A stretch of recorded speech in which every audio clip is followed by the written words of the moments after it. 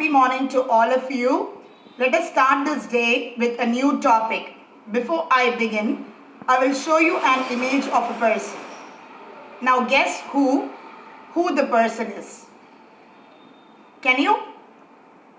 This person is called as the father of modern management. He is Henry Fayol, who came up with the concept of 14 principles of management. Now, let us discuss each principle in detail. Number one is the division of labor. Division of labor basically talks about the segregation of work that you have allocated. Now, you may have an ample amount of work.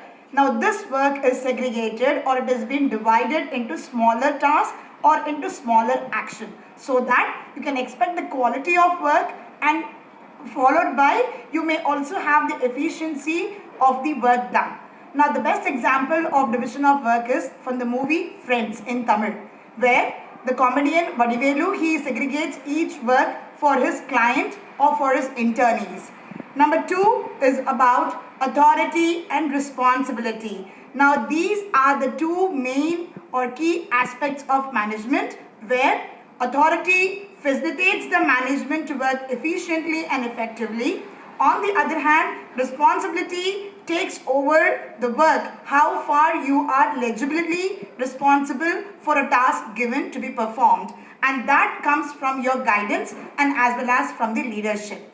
The third principle is about discipline. Now, as we all know, discipline is basically the structured rules and regulations to be followed, and it is a systematic, synchronized way of following how the level of work you have been doing. Now, when you talk about a major project or maybe a mega level structured projects, now this would include definitely discipline, which means that good performance, good order and good system will take you for good results, and thereby it also comes from the morale of the employees, it comes from the good behavior of the employees, the legal aspects and ethics of the employees, how far they are able to carry out their work, and this is applicable both personally as well as professionally in their careers.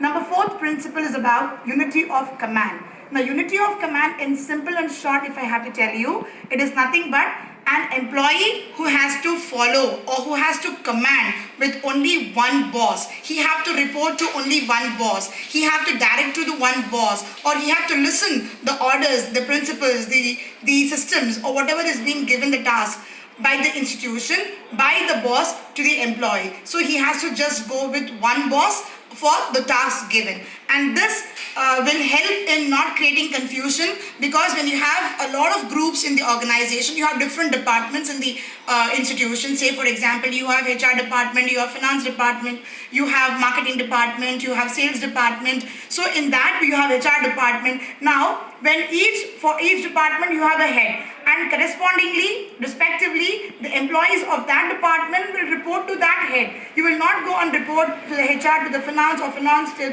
the sales, or sales to the marketing. Now this will lead a lot of ethos and confusion. So to avoid this, your representative, your point to one boss, to one particular task. Now this is called as unity of command.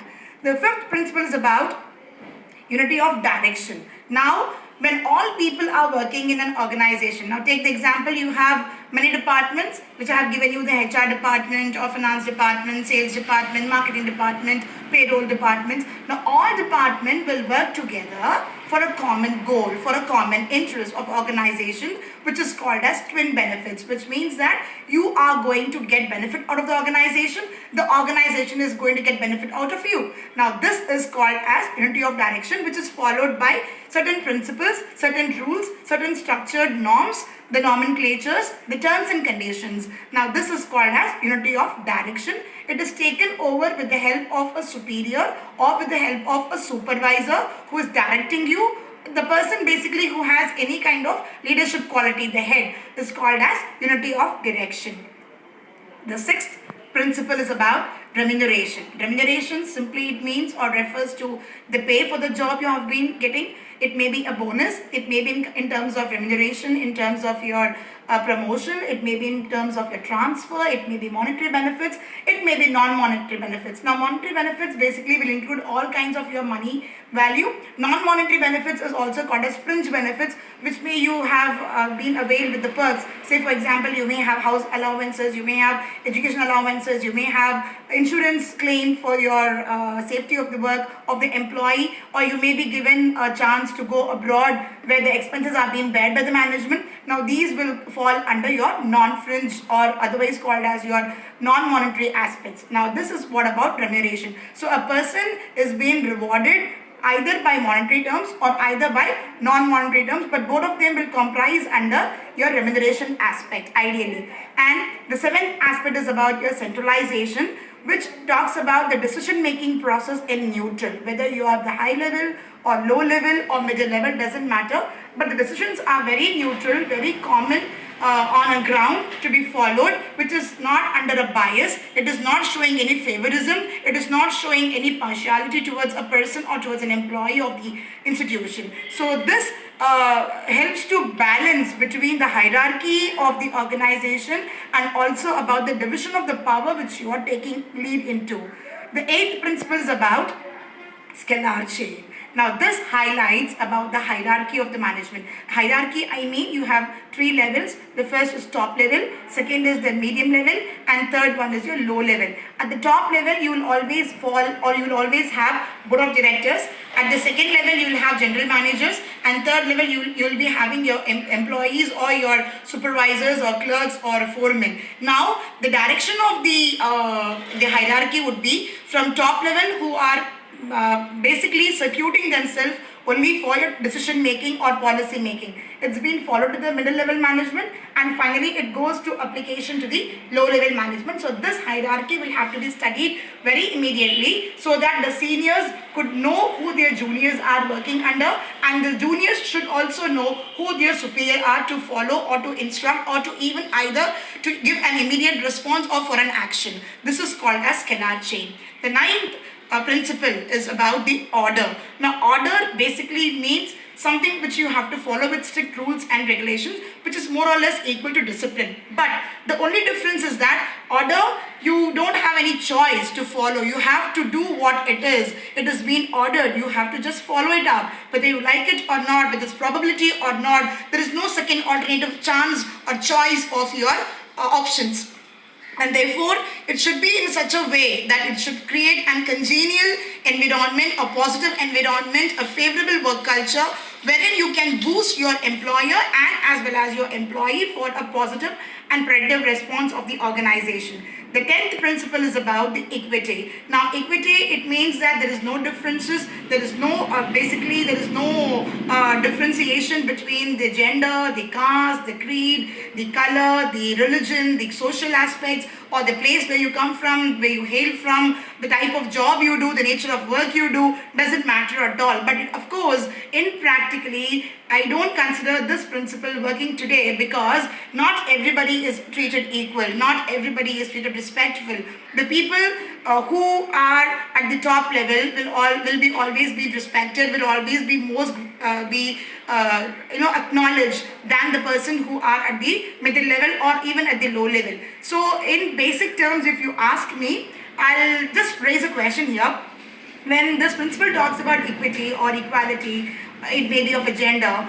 Now, let us say if a person who is working as a manager in a company, can he go and serve a tea for his employees? Or the either way, the clerical staff who is supposed to work the clerical work, can he go and sit in the manager chair and act as a manager? Definitely it's not going to be. But practically speaking, this is not right. But as the principle being done, it is where everyone should be respected with dignity. So the dignity concept and respectful is what here equity actually means, but not in terms of remuneration, not in terms of their knowledge, not in terms of technology, not in terms of their graduation, not in terms of their income level, not in terms of your standard of living. So this has a different aspect to deal with. But anyway, equity stands for your respectable and equal treatment of all of them besides your creed, caste, culture and religion. The 11th principle is about stability. Stability, it talks about your job satisfaction. Now, this is very, very, very important aspect for an employee who works in an organization, and it is also the other hand that the organization should pay a lot of attention to retain the good employees within them. It's all because when the people are satisfied with the job, when are they satisfied?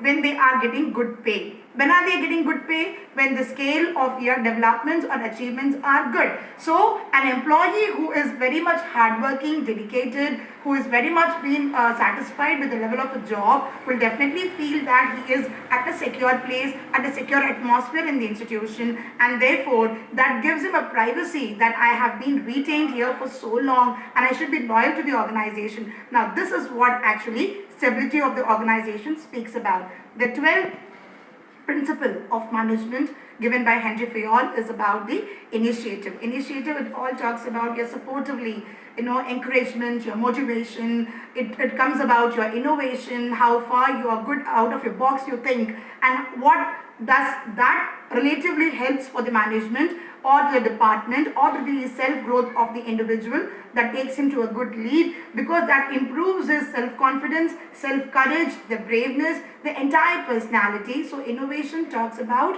your 12th principle that talks about your organizational goals. And the 13th principle is about subordination of personal interest or at a group common cause, which says that, or this indicates that a company should work unitedly but for a common purpose, and that common purpose should lead to the development of your personal goal. Now say for example, let me give a very practical example.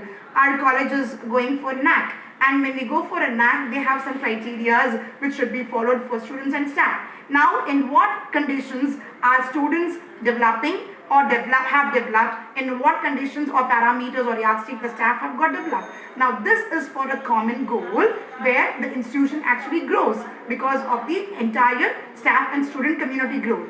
But that should lead to your personal development, which means that if a faculty or a student who is well versed in English, or maybe who is well versed in a particular article publication or in sports, those should be encouraged so that they can take up their future career. So your particular aspect of a common goal, indicatively or measurably, it is talking about the individual's growth, and this is very important for both for the management and also for the individual. The last 14th principle of management is about esprit de corps. Now this esprit de corps is simply in sense we say union is strength, what we call in Tamil as Ottumaye Balam, which means every one of the employees of the organization should work together cordially, mutually, understandably, very blissfully, abundantly, effectively, efficiently, affectionately, so that they can come with the morale, they can improve their boost, they can improve their standards, they can come with the positive culture of the organization in both development of personal and as well as of the institutional. So with this 14 principles of management, I would like to conclude the topic today, that all of them are very much essential not only for the institution but also for the personal growth to analyze, and that is how the SWOT analysis came up, which means that SWOT meaning S for strength, W for weaknesses, O for opportunities, and T for threats. And today the same thing is reversed as TOES, which means T for threats, O for opportunities, W for weaknesses, and S for strengths. So with this, I'll finish off my topic. Thank you.